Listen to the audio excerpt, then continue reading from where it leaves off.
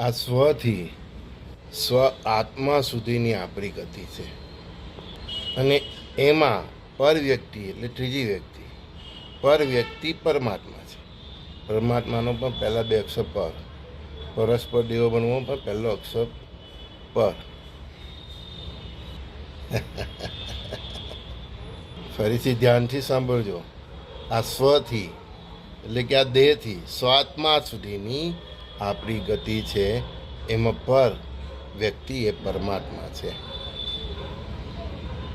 અને જ્યારે પર વ્યક્તિ એ પરમાત્મા છે, પરસ્પર દેવો ભવ એવો ભાવ આવે ત્યારે વાસનાના બધા ચક્ષુ દૂર થઈ જાય છે. આ બધી ઇન્દ્રિયો પવિત્ર થઈ જાય છે.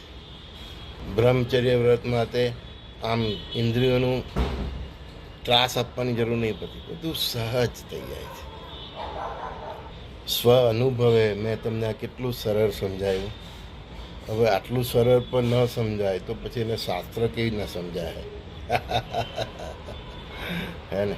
સ્વથી સ્વાત્મા સુધીની ગતિ આપણી છે. અને પર વ્યક્તિ એ પરમાત્મા છે.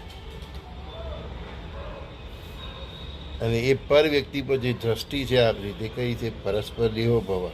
તો પછી બલ્લે જ બલ્લે વાસનાઓ બધી શાંત જ થઈ જાય છે. બધી ઇન્દ્રિયો શાંત જ થઈ જાય છે. એ વ્યક્તિનું આચરણ જ બ્રહ્મ જેવું થઈ જાય છે.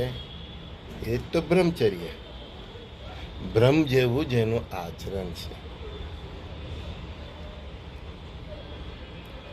સમજાય? સંજય બોરીવાલાના સર્વે સખાઓ મિત્રોને પ્રણામ. શ્રી ગુરુદેવ દત્ત.